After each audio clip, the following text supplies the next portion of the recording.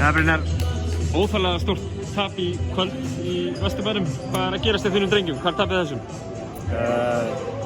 Andlega veikir kannski svona, til þess að byrja með. Við leyfum bara að gera það sem við vilja gera og við höfum það bara voðalega næs, sérstaklega í fyrra áleik. Við leyfum bara að hlaupa sína línur, hlaupa sér sóknarleik og þegar þeir fá bara að gera það sem þeir eru bestir þá skora þeir ótrúlega mikið. Við gerðum það nákvæmlega það, sérstaklega í fyrra áleik. Nú eru þið að koma svona, með fullri virðingu, þið eru að koma úr tveimur leikjum á móti kannski svona lakari liðum í deildina á móti Hetti og Þór Akureyri, það sem er svona rétt mergið leikinn einhvern veginn. Má segja kannski að hafa einhverju leyti verið komið á skuldadögum hér hjá okkur? Móti, bara nokkuð sterkur lið Þórs? Nei, við Brandon náði einn æfingu í gær, hann kemur beint inn í byrjunarlið og það kannski breytir auðvitað einhverju dýnamík líka.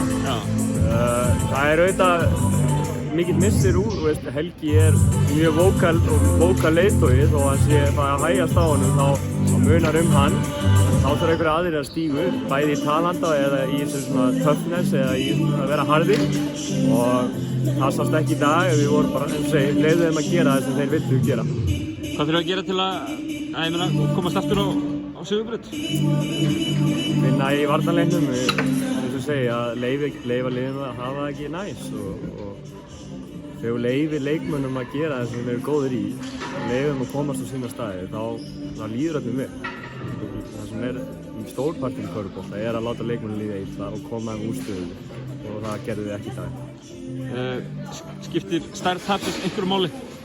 Nei, ég tappa hérna með 40, tappa með hérna 35 hérna í úrstöðum ekkert hérna og var Íslandsmeistari, þannig að það skiptir litlu máli, þeir voru mjög góður og ég reyndi að vera að taka hattinn ofan fyrir Þórsunum, þeir eru hrikalega skemmtilegir, insight svona inn- og útspilið hjá þeim, Kanera var náttúrulega bara klikka ekki skoti og lita á hann flottu, þannig að ég held að þeir verði helviti öflugir og ég styrmir þarna, ég held að það sé með svona eftirminnilegir sem ég sé svona síðustu 3-4 árum sko. Hann er búinn að vera mjög flottur og mjög flottur í kvöld? Já, bara hrikalega flottar hreyfingar og hann er kominn til þess að vera sko. Frábært, takk.